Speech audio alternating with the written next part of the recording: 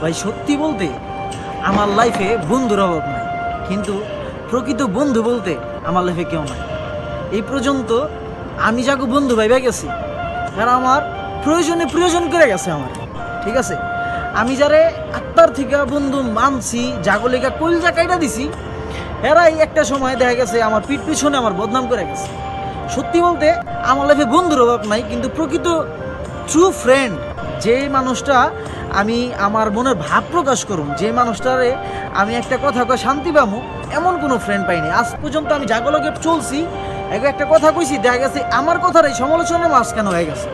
হ্যাঁ, মনে করেন ভাই যে আমি আমার কোনো বন্ধুর আজ পর্যন্ত, খোদার কসম করে কইলাম, আজ পর্যন্ত আমি আমার কোনো বন্ধুরে নিজে যাই না, নিজের সৎ জ্ঞানে কোনো দিন আমি হ্যালোকে বেইমানি করিনি কিংবা তার কোনো বদনাম করিনি।